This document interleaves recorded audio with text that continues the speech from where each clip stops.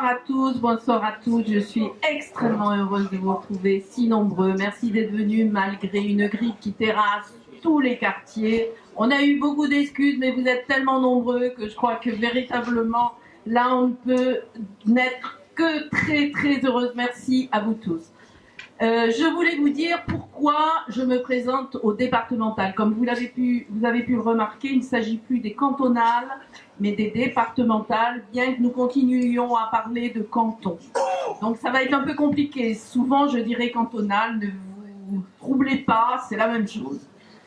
Lorsque j'ai été élue et installée en avril 2014, Jean Leonetti et Eric Ciotti m'ont demandé un rendez-vous, donc je suis allée les voir et tous deux, après une longue conversation où nous avons vu que nous avions les mêmes valeurs, la même rigueur et le même sens du service public, ils m'ont demandé d'aller au cantonal. À l'époque, c'était encore les cantonales.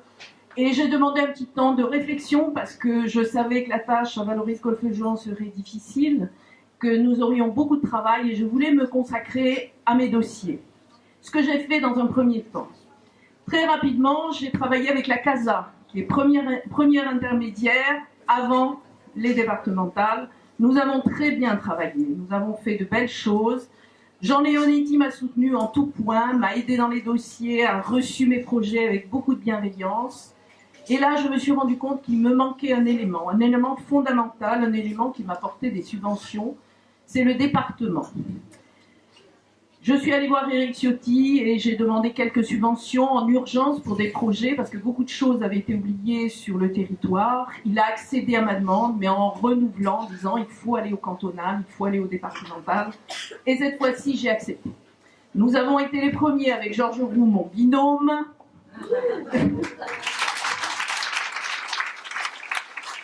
Nous avons été les premiers à avoir, en type 1, à avoir l'investiture UMP. C'est passé dans le journal au mois de, je crois, octobre ou quelque chose comme ça. Voilà. Donc j'ai été ravie de cette confiance de Christian Estrosi. J'ai remercié l'UMP parce que, comme vous le savez, je suis UDI. C'est pas une tare, c'est une qualité. Je suis à droite, je précise. C'est une qualité complémentaire avec l'UMP. Parce qu'au deuxième tour, j'avais eu l'investiture de l'UDI et je suis une femme fidèle. Lorsqu'on me soutient, ma foi, je trouve que là aussi, il faut renvoyer l'ascenseur et dire ses valeurs haut et fort. Pendant 6 ans d'opposition à la précédente majorité, j'ai toujours dit que j'étais à droite parce que c'était quelque chose de fondamental pour moi de savoir quelle était ma situation politique. Donc, ensuite, j'ai pris la carte UDI, j'ai eu l'investiture UDI avec l'investiture UMP et nous voilà devant vous. Alors pourquoi le département? Parce que je me suis rendu compte très rapidement qu'il y avait des routes sur ma commune, que ces routes étaient en difficulté, difficile d'ignorer les réseaux qui sont saturés, d'ignorer la difficulté de trafic, de circulation sur ma commune, et très rapidement j'ai regardé du côté du département. D'autres projets, une base nautique à Golfe-Juan, et il m'a fallu regarder du côté du département. Donc, rapidement, il était convenu entre nous que je devais aller aux élections départementales. Et nous voilà tous les deux avec Georges. Georges, qui est un homme d'expérience, qui est un homme de valeur. Nous ne sommes pas que 2, nous sommes 4. Et je dois dire, depuis plusieurs mois, nous travaillons ensemble. Et on croise nos informations, nos expériences. Et c'est là où on s'est rendu compte qu'à nouveau, nous partagions les mêmes valeurs, que nous avions le même sens du service public, et qu'à nous 4, nous pouvions faire beaucoup pour notre territoire. Non seulement pour Valoris-Golfe-Juan, qui est ma commune, mais aussi pour Antilles-Ouest. Et là, j'y tiens absolument, parce que c'est partie proche de Valoris-Golfe-Juan, et on ne peut pas considérer que Valoris-Golfe-Juan est une partie isolée. Ne pas aller au département, ça voudrait dire rester seul dans son coin. Alors certains diront non, on est contre le cumul des mandats, vous devez vous consacrer. Se consacrer à sa commune sans argent, c'est quand même très difficile. Donc vous connaissez la situation difficile de Valoris-Golfe-Juan et il est impensable de travailler seul. Impensable d'une manière générale. On l'a compris à la CASA où il est question de mutualisation. Alors mutualiser, ça ne veut pas dire perdre son autonomie, c'est deux choses complètement différentes. Ça veut dire unifier, rassembler nos forces et nos finances. De la même manière, nous allons travailler en coopération avec le Conseil général qui va venir appuyer, développer, soutenir et peut-être orienter nos projets en fonction de l'avenir. Parce que le département a une vision beaucoup plus large qu'une commune, que le commun des mortels, dans la mesure où effectivement il y a une politique d'avenir à long terme. Et ça ne peut être porté que par le département. Et c'est pour ça que je vais rejoindre, avec votre soutien, parce que j'ai besoin de votre soutien, nous avons besoin de votre soutien. Vous connaissez la conjoncture difficile aujourd'hui. Nous aurons des opposants et il faudra aller chercher les voix une à une parce que je vous assure que la période est quand même très difficile. Merci. Simplement pour rien oublier. Bon. Alors, je voudrais m'associer bien sûr à ce qu'a dit Michel Saluki, c'est-à-dire de vous remercier toutes et tous d'être nombreux ce soir. Moi, je suis en train de remarquer qu'il y en a encore qui arrivent, c'est extraordinaire. Bravo à toutes et à tous. On va passer une très bonne soirée ensemble, je pense. Alors, je voudrais saluer quelques personnalités qui nous ont rejoints ce soir. Monsieur le préfet Tomasini. Je voudrais saluer aussi Maggie Blasi. Maggie Blasi, qui est vice-présidente. Je sais pas, vous voyez, tu es là, Maggie, tu es par là. Ah, bravo. Elle est vice-présidente de la communauté d'agglomération, de la CASA. Et puis, entre Maggie et moi, c'est souvenir, hein, bien. En plus, Marina Landis. Marina Landis est adjointe au maire. Elle est donc une personnalité du quartier du Pont-du-Lys et elle est adjointe au maire d'Antibes. Françoise Thomel et Henri, qui est là aussi, son époux. Françoise Thomel est adjoint au maire d'Antibes. Et si les enfants dans les écoles d'Antibes mangent bien, c'est de sa faute. C'est à cause d'elle, pardon. Il reste Bernard Monnier et Joël. Bernard Monnier est conseiller municipal de, je dis de Juan-les-Pins, parce que tout le monde sait qui est Bernard Monnier à Juan-les-Pins, et je le salue. Je voudrais également y associer Marika Roman. Marika Roman est présidente de la Croix-Rouge française Antibes-Valoris. Et je dirais aussi un mot de remerciement à Gilbert Giraud, président de la Antibes, et tous les présidents d'associations et tous les amis qui sont là. Je ne peux pas les citer tous, mais ne vous inquiétez pas, nous prendrons un petit verre ensemble après. Alors, pour ma part, je me présente. Je suis élu depuis 1998, j'étais dans le canton Antibes-Centre, le voisin. Et depuis un certain nombre d'années aussi, je suis vice-président du Conseil général, délégué à l'éducation, c'est-à-dire au collège. Et je me suis porté candidat après en avoir parlé à Jean Leonetti, après en avoir parlé à Christian Estrosi, à Éric Ciotti. Et ils m'ont dit que je pense que ça serait bien de faire un binôme à Valoris avec Michel Saluki. Et moi je me suis dit, mais zut, mais c'est vrai, c'est dans ce canton-là où j'en ai fait dans le passé récent le plus de programmes que l'on verra tout à l'heure, et en particulier on peut dire quand même la reconstruction du collège Pablo Picasso et son gymnase qui est probablement le plus beau gymnase que les collégiens ont dans tout le département des Alpes-Maritimes, la voie rapide qui va de la Croix-Rouge aux Eucalyptus, et enfin le collège Sidney Bechet, qui est un collège dit connecté. C'est un collège où les collégiens travaillent sur des tablettes numériques et qui est classé le premier collège de France. Bien, pourquoi pas. Et puis, j'étais ravi de retrouver ici une équipe percutante. Et oui, percutante avec Marie-Claude Moitry et Éric Dupré. Là, on peut les applaudir, parce qu'on a beaucoup de chance. D'abord, de la chance de vous avoir. Pourquoi on a de la chance? Parce que c'est une équipe qui elle sait ce que représente la gestion d'une collectivité. Et ça, c'est capital. C'est capital parce que dans l'environnement difficile dans lequel nous vivons actuellement, je pense qu'il faut des personnes qui connaissent la gestion. Alors, je vous quand même, comme peu de gens savent à quoi sert le Conseil général, je vais vous dire le Conseil général, qu'est-ce que Eh bien, qu'est-ce que depuis la décentralisation de 1982-83, c'est le Conseil général qui a des missions essentielles pour notre vie de tous les jours. Elle est présidée par ce monsieur, que vous avez souvent vu à la télévision et que vous le verrez encore, peut-être encore plus, dans les semaines et mois qui viennent, qui s'appelle Éric Ciotti. Éric Ciotti est un gestionnaire rigoureux, mais il est aussi, même dans son sourire, le député des Alpes-Maritimes, qui n'a pas peur de dire ses 4 vérités à M. Valls ou à Mme Taubira, et qui veille sur notre sécurité. Bravo, Éric. Le budget annuel du Conseil général des Alpes-Maritimes s'élève, ne vous inquiétez pas, on ne va pas s'abreuver de chiffres, je vais dire quand même les 2 ou 3 importants pour qu'on sache quand même à quoi ce que le Conseil général des Alpes-Maritimes pèse. Eh bien, il pèse 1,3 milliard d'euros. Ça, c'est son budget pour 2015. Dans ce budget, il y a évidemment l'investissement, tout ce que nous construisons, à hauteur de 210 millions d'euros, et le fonctionnement, qui représente 900 millions d'euros. Ça, il faut le savoir. Alors, il y a dans cette enveloppe globale un budget de solidarité de 513 millions. Dans ce budget de solidarité, on a très bien vu qu'il y avait la protection de l'enfance et de la famille, qu'on appelle aussi la PMI, qui fait 106 millions d'euros. On a aussi, ce que dit très justement Éric Ciotti, la dignité par le travail. C'est le plan Emploi 06 qui monte à 137 millions d'euros. Je voudrais dire un mot là-dessus parce que le plan Emploi 06, c'est quoi? C'est le RSA et c'est aussi FSL. FSL, c'est le Fonds social de logement.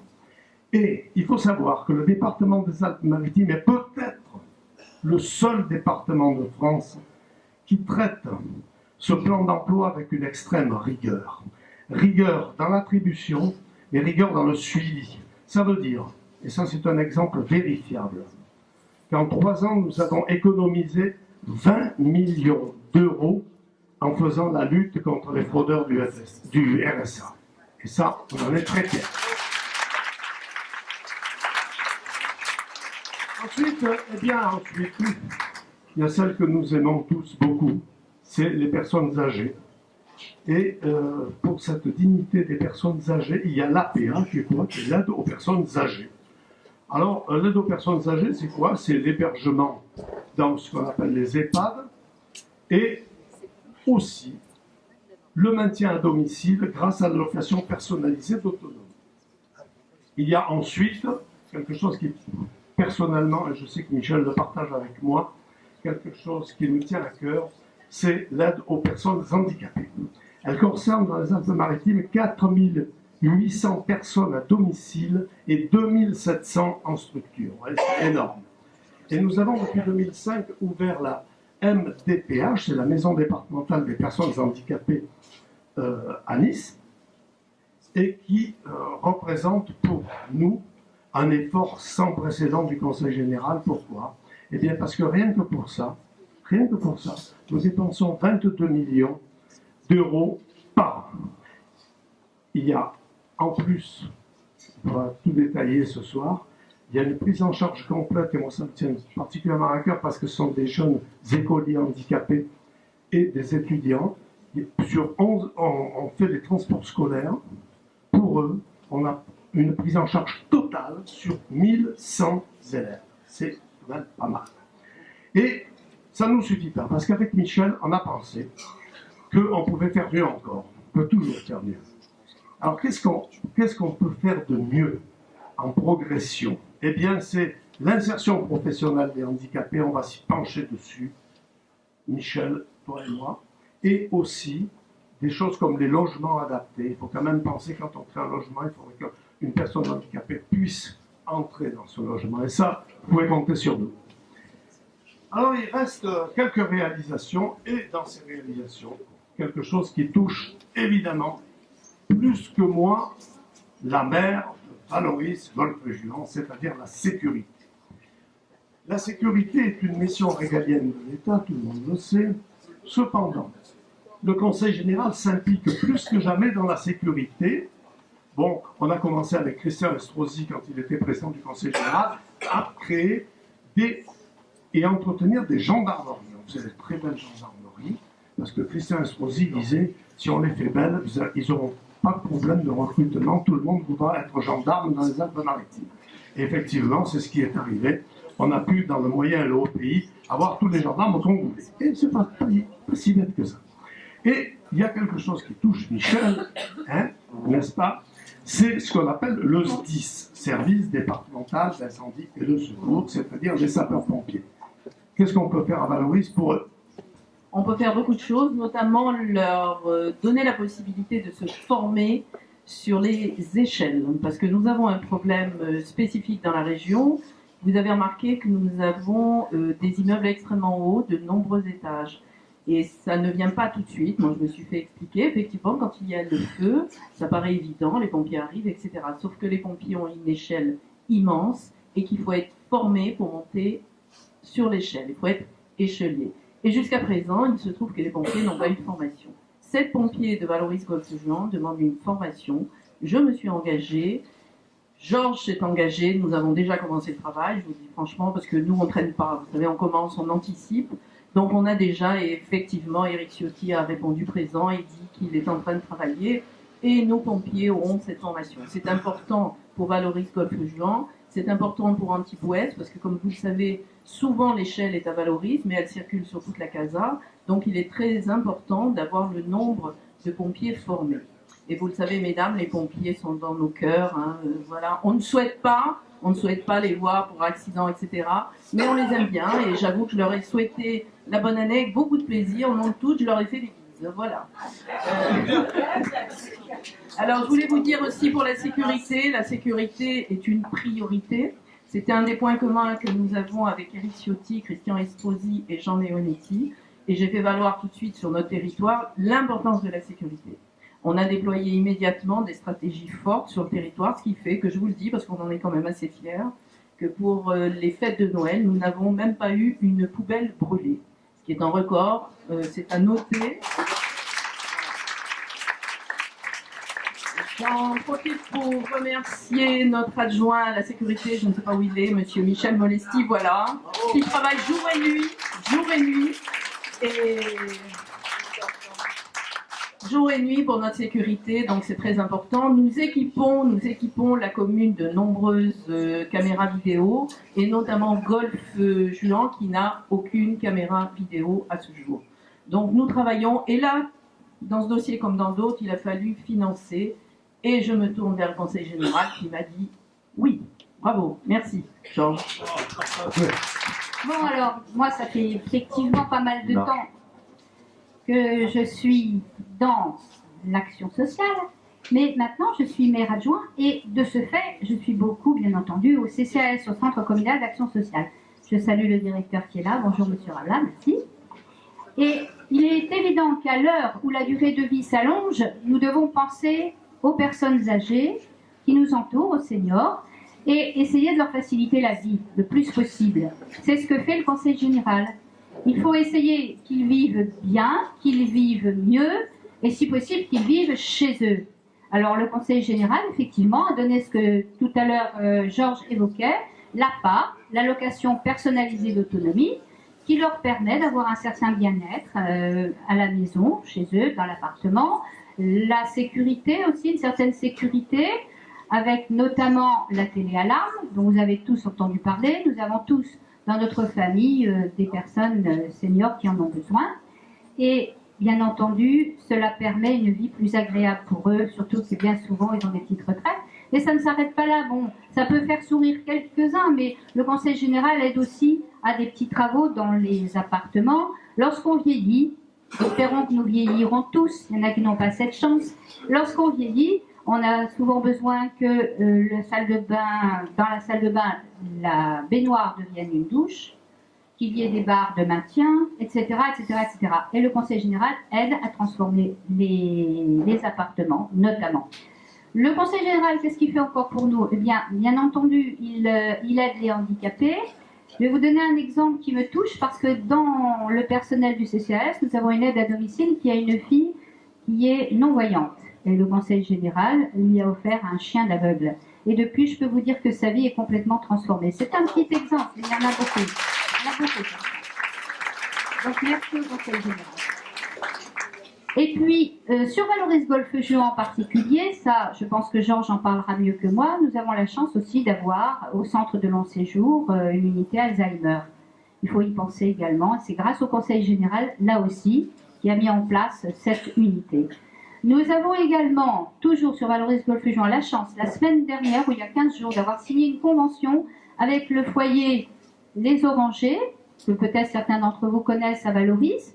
Le Conseil général a mis à disposition de 13 personnes âgées de 60 ans ou plus, qui sont bien sûr en charge du social, de 13 studios donc pour leur permettre de vivre mieux. Ils vont avoir un loyer dérisoire. Et à notre époque où ils ont juste un tout petit, disons, une toute petite retraite, le minimum vieillesse, ça va leur donner une bouffée d'oxygène. Ils vont pouvoir vivre, sortir, avoir une certaine convivialité grâce à ces petits studios payés gracieusement par le Conseil général aux Orangers à Valoris. Donc merci. Et puis dans le département, nous avons aussi 19 maisons départementales des solidarités où chacun et chacune peut trouver des aides et pour les démarches à suivre, des démarches sociales, des démarches médicales. Là, le docteur Eric nous aidera mieux.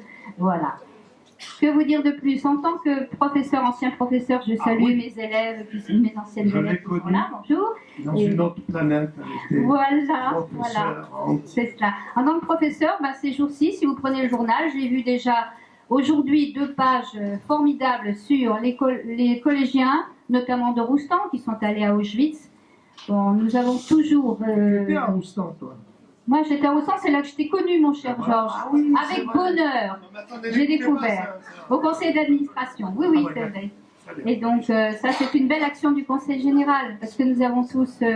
c'est bien beau de voir sur les livres d'histoire Auschwitz, mais quand on touche, là, on revient transformé, et c'est, je trouve, une action formidable.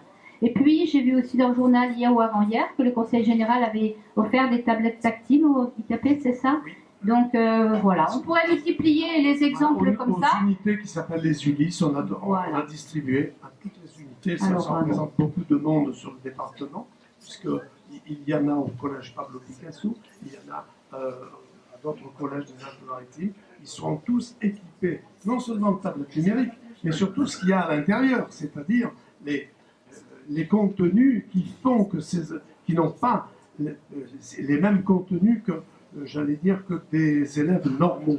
Et grâce à ces contenus nouveaux, on arrive à des progressions extraordinaires. Voilà ce que je voulais dire. Alors bravo, et puis moi je suis très heureuse de faire partie de cette équipe, c'est un tandem d'enfer, et je compte sur vous le 22 et 29 mars. Voilà. Alors, on a quand même quelqu'un qui nous vient de la planète d'à côté, mais qui connaît mieux le Juan que personne. Oui, bien entendu. Tu sais que si tu as un mot à dire, tu es chez toi ici. Non, tu en as plein à dire ailleurs. Voilà. Si on peut quand même dire, nous avons une élue d'Antibes qui se présente au départemental, Alexandra Fontaine, bravo, elle nous reçoit. Elle est là et on l'applaudit. Elle nous soutient. Tu verras que c'est un canton sympathique où tu l'as aussi. Alors donc, on continue par ça. Ce réseau routier, c'est quoi? C'est une photo d'une vue aérienne qu'on avait prise quand on a fait, si vous voulez, la liaison Croix-Rouge-Eucalyptus. C'est un super programme que j'avoue avoir eu le grand plaisir à piloter, et en parlant bien sûr du réseau routier du département, je voudrais te demander, Michel, si tu penses que dans l'enveloppe du réseau routier, il y aurait quelque chose à faire. Alors, effectivement, je vous l'ai dit tout à l'heure, nous avons travaillé beaucoup sur les routes et nous rendons compte que nous avions un problème. Nous avons un problème sur Saint-Bernard. Donc, vous avez pu voir très rapidement, le Conseil général a fait un rond-point proche du futur Leclerc. Donc, ça a amélioré considérablement le flux. Donc, c'était déjà un premier point. Nous avons un problème sur Tapis Vert, sur Hugo. Ce sont 2 voies très dangereuses, très rapides, mal organisées. Et là, j'avais vu Eric Ciotti qui m'avait demandé de commencer à travailler avec ses services pour anticiper une requalification de ces 2 boulevards qu'il faudrait revoir de manière à ce que la vitesse soit moins importante parce que les gens se lancent Il y a eu un mort sur tapis vert, une dame. Les routiers vont très très vite. Ça joue un petit peu, c'est un peu le raccourci aujourd'hui pour aller sur Cannes au moment du festival. Donc on se rend compte que nous avons beaucoup de problèmes et c'est quelque chose qui a interpellé Eric Ciotti. Nous avons commencé à travailler avec les services du Conseil général pour voir ce qu'il y avait possibilité de faire. Également, grande dangerosité de l'avenue de la Liberté qui pose problème. Là, plusieurs morts. C'est pas un, c'est plusieurs. Donc là, véritablement, priorité, il faut intervenir rapidement.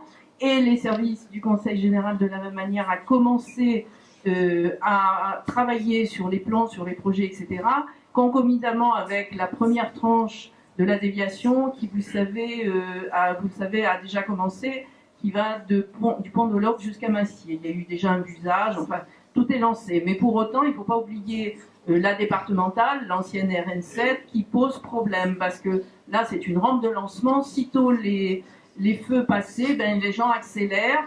Et ici et là, il y a des passages piétons et les gens sont obligés de courir avec les poussettes, etc. Donc ça n'est plus acceptable. On ne peut pas mettre des feux rouges tout le long parce que vous savez, ça freine, ça encombre, ça dérange un peu tout le monde et surtout ça dérange les riverains avec des nuisances sonores. Dans la mesure où chaque fois que vous arrêtez, vous redémarrez, vous freinez pour recommencer, les riverains, j'ai des pétitions en série.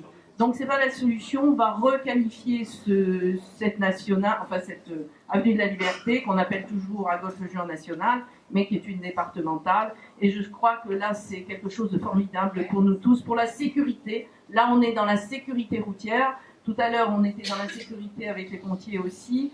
Bien voilà, donc je pense qu'on peut remercier là aussi le Conseil général de nous écouter. Parce que comme vous le savez, nous sommes des élus de proximité. Il faut le dire, Georges, comme moi, nous sommes des élus de terrain. Moi, j'aime le terrain, j'aime vous rencontrer. Beaucoup d'entre vous sont passés à la mairie, c'est un vrai bonheur. Parce que vous me donnez des informations en temps réel. Je fais venir les services, on peut travailler en temps réel. Et j'entends bien faire la même chose au Conseil général, c'est-à-dire avoir l'information juste, pas transformée par des pétitions. Il faut avoir une information juste, de manière à travailler avec les services, c'est-à-dire les techniciens, qui, eux, vont trouver la solution. Et en général, ça se passe très très bien. On arrive à régler beaucoup de problèmes sur le territoire. Très bien, Michel. Et bien moi, pendant que tu parlais, je me disais, j'étais en train de me dire, mais dans la future assemblée départementale, dès le début avril, qu'est-ce qu'il va y avoir? 54 élus, 27 femmes. Et 27. Vous avez déjà entendu comment le raisonnement sur les routes, c'est pas le même que j'ai entendu avec mes collègues hommes jusqu'à présent. Donc il y a quelque chose de nouveau qui est en train de se passer. Ouais. Alors, enchanté. Oui, celui-là va mieux. Merci. Alors, on arrive à quelque chose d'important. Important pour les communes des Alpes-Maritimes, qu'elles soient petites ou grandes, ça s'appelle la culture et l'aide aux communes. On l'a mis ensemble, pourquoi? On verra tout de suite. La culture, bon, on ne va pas rentrer dans le détail. On sait que dans le moyen pays, dans nos pays, il y a des soirées estivales que tout le monde connaît. Il y a même, je pense ici, des artistes qui y ont participé. Je crois le savoir. Qu'est-ce qu'on fait en matière d'aide aux communes? En matière d'aide aux communes, on lutte contre la désertification du haut pays. C'est vrai qu'on est dans un département particulier où si on ne fait pas attention, si on concentre tous les moyens sur le littoral, nous aurons un désert très très vite. Et ce désert, on ne l'a jamais voulu. Depuis tous les présidents du Conseil général qui se sont succédés, on a toujours lutté pour aider les villages. Mais il n'y a pas que ça. On peut aussi aider des grandes villes comme Valoris, Golfe-Juan.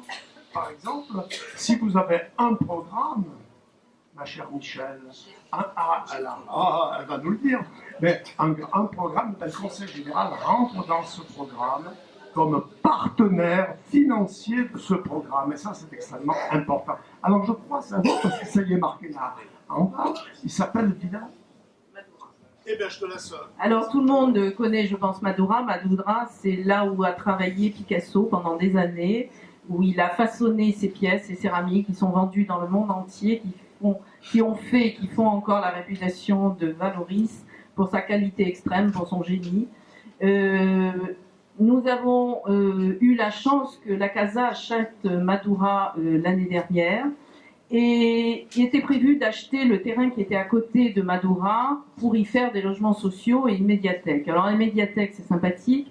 Les logements sociaux me paraissaient inadaptés dans la mesure où nous sommes là sur un pôle culturel. À côté de Madura, il y a l'école Grandjean. L'école Grandjean forme les céramistes à la poterie de manière à déboucher sur un emploi ensuite.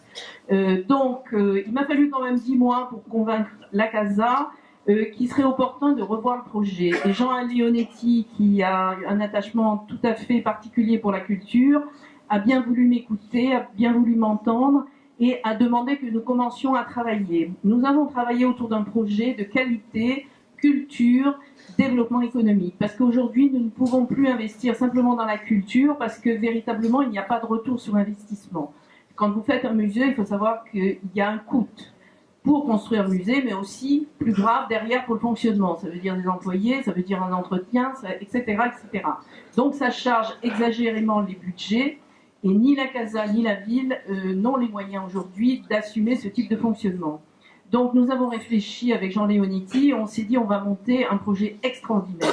Non pas un projet municipal, non pas un projet Casa, mais un projet qui va exploser sur le national et sur l'international. Et ce matin, j'étais avec lui, et donc il a décidé d'acheter le terrain, donc quand même la bagatelle de 2 millions, ce qui est quand même un effort considérable. Merci à la Casa, merci à Jean Leonetti. Et derrière, nous allons monter un projet mais d'extrême envergure, où on ne pourra plus parler de culture sans penser à Valoris, à la céramique et surtout à la Casa, parce que c'est la Casa qui va piloter ce projet, évidemment avec la ville, puisque nous sommes ville céramique et nous avons tous les services adaptés, toutes les compétences adaptées à Valoris et tous les savoir-faire, puisque nous avons aujourd'hui les plus grands potiers qui travaillent avec les plus grands designers, et je crois que Valoris aujourd'hui est incontournable. Donc ce projet va se monter, mais je laisse à Jean Leonetti le soin de le présenter, parce qu'il souhaite le présenter sur site. Donc très prochainement, nous irons sur le site et lui-même dira ce que nous envisageons.